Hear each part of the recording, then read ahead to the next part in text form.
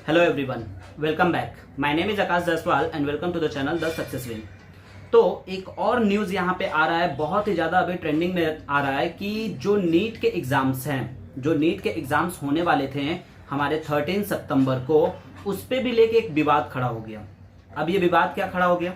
4000 student जो हमारे अलग स्टेट से, अलग कंट्री से जो लोग फॉर्म फिलअप किए हैं, अलग कंट्री से जो लोग फॉर्म भरे हैं, उन लोगों का भी एक डिमांड है कि जो एग्जाम्स नीट के हैं वो उन्हीं के प्लेस पे कराए जाने चाहिए। मतलब कि विदेश में ही केंद्र आयोजित करके, विदेश में ही सेंटर बुक करके कराए जाने चाहिए, जो कि केरला के हाई कोर्ट ने इस चीज को सीधा खारिज कर दिया। तो यहाँ पे एक आया कि सुप्रीम कोर्ट नीट के लिए परीक्षा आयोजित करने वाली परीक्षा, सुप्रीम कोर्ट में एक जवाबी हलफनामा दाखिल करते हुए स्पष्ट रूप से कहा है कि इसके लिए न तो नीट 2020 ऑनलाइन आयोजित करना संभव है, न ही इसके लिए विदेश में केंद्रों की व्यवस्था करना संभव है। जो कि शुरुआत में मैंने ही बता दिया कि विदेश में तो ये मतलब कोई भी अरेंजमेंट करना पॉसिबल ही नहीं है। विदेश में ऐसा सुप्रीम कोर्ट का कहना है कि पॉसिबल ही नहीं है। तो इसी सब रिलेटेड क्या हुआ, सुप्रीम कोर्ट में एक और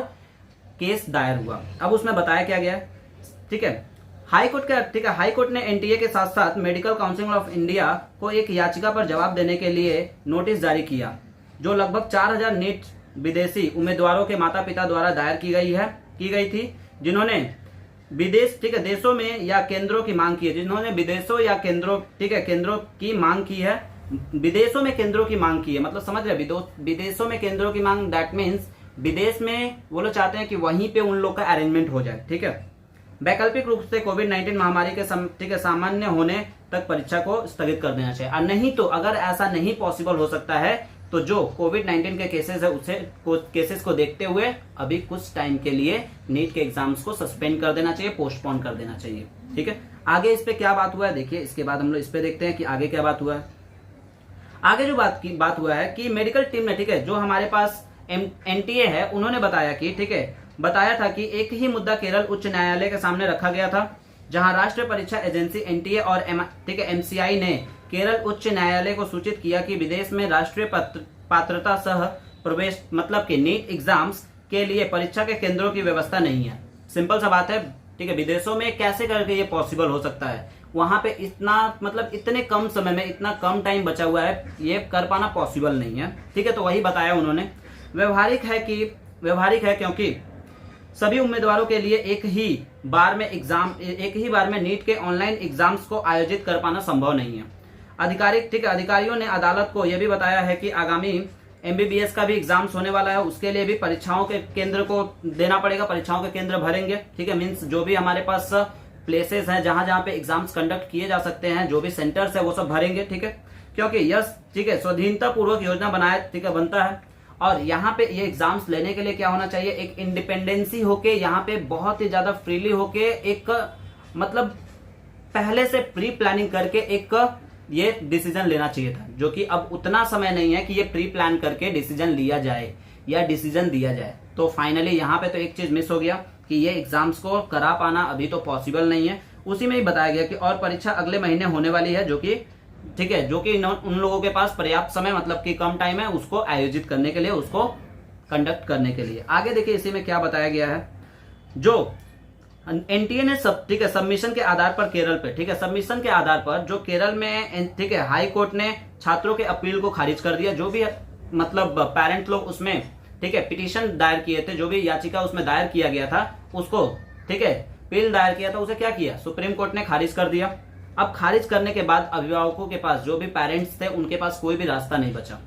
अब वो लोग क्या किए, सुप्रीम कोर्ट का दरवाजा खटखटाए, क्योंकि केरल हाई कोर्ट ने ये जो अपील वहां पे डाला गया था, ये जो याचिका वहां पे दायर की गई थी, उसे कैंसिल कर दिया। तो इसीलिए क्या किए, जो भी पेरेंट लोग थे, जो भी फॉरेन में बच्चे हैं, जो लोग वहां से रजिस्टर किए हैं, वहां से रजिस्ट्रेशन किए हैं नीट एग्जाम्स के लिए, उन लोग के पेरेंट्स ने सुप्रीम कोर्ट में 4000 से ज्यादा पेरेंट्स लोग सुप्रीम कोर्ट में याचिका दायर किए हैं। अब देखिए उसमें क्या बोला गया है। अब एनटीए ने दलील का जवाब देते हुए कहा है कि स्वास्थ्य और परिवार कल्याण मंत्रालय द्वारा देश भर में राष्ट्रीय पात्रता प्रवेश परीक्षा, ठीक है, मीन्स हमारे पास जो एनआईटी नीट आयोजित करने के लिए एक समान प्रवेश परीक्षा के रूप में प्रवेश दिया गया है मेडिकल काउंसिल ऑफ इंडिया के नियमों के अनुसार, ठीक है, जहां पे भी चिकित्सा शास्त्र है ये पॉसिबल नहीं है मेडिकल, ठीक है। अब सिंपल सा बात है, एमसीआई के तरफ से ये डिसीजन दे दिया गया कि इतने कम समय में इतने सारे स्टूडेंट्स को विदेश से लाके यहाँ पे एग्जाम्स कंडक्ट कराना पॉसिबल ही नहीं है, ये इम्पॉसिबल चीज है, क्योंकि समय अब उतना नहीं रह गया है, क्योंकि वहां पे लाने के बाद 14 दिन का क्वारंटाइन करना पड़ेगा, ऐसा पहले के वीडियो में मैंने बताया था, पहले के वीडियो में मैंने शेयर किया था आप लोगों से।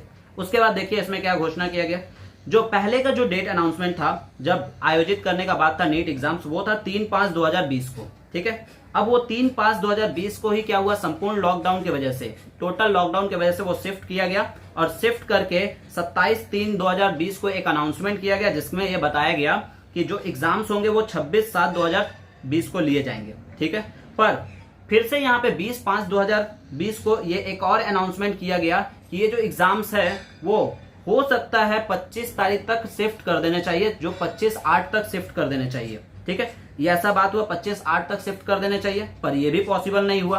अब देखिए इसमें आगे क्या बताया गया, ठीक। इसके बाद काउंसलिंग की तारीख, ठीक है, जो काउंसलिंग की तारीख है वो जो देगा वो दिया जाएगा डीजीएचएस के तरफ से, ठीक है। अब वो देखिए क्या तारीख दिया जा रहा है। एनटीए ने आगे बताया है कि याचिकाकर्ताओं ने एनटीए से उसी अनुरोध के साथ संपर्क किया था जिसके तहत एनटीए ने एमसीआईई से इस पर विचार करने के लिए कहा था, ठीक, कि जो हमारे नीट एग्जाम्स है 2020 ऑनलाइन मोड द्वारा, ठीक है, ऑनलाइन मोड में एनटीए द्वारा ऐसे उम्मीदवारों के लिए विदेश में आयोजित किया जा सकता है।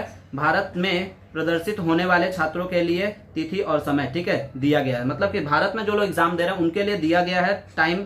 हालांकि एनटीए ने अपने जवाब पत्र में एमसीए को कहा था ये बात कि ये एग्जाम्स पॉसिबल हो सकता है, अगर हम लोग बाहर के जो भी स्टूडेंट हैं उन लोगों के एग्जाम्स करा सकते हैं ऑनलाइन मोड में। तो ये एक अलग प्रॉब्लम है, इससे कैसे करके बच्चे लोग को निकाला जाएगा। देखिए अब क्या करता है हमारा गवर्नमेंट, क्या करते हैं एजुकेशन मिनिस्टर, क्या करता है एनटीए, क्या करता है एमसीआई, ठीक है, क्या करता है सुप्रीम कोर्ट, क्या करता है हाई कोर्ट। अब देखिए आप लोग क्या होता है इन सभी चीजों में, क्योंकि वो बाहर से जो स्टूडेंट है उनके एग्जाम्स को कैसे कंडक्ट किए जाएंगे, ये एक नया प्रॉब्लम चालू हुआ यहाँ पे, और उनके पेरेंट्स जो अपील किए हैं वो एक नया अपील है। तो अब देखिए क्या होता है इसके बारे में। तो आप लोग बने रहिए चैनल पे, चैनल को लाइक शेयर सब्सक्राइब जरूर कर दीजिए। अगर और भी कुछ इससे रिलेटेड अपडेट आता है तो उसे भी हम आप लोग के सामने ले आएंगे। Thank you for watching, keep support.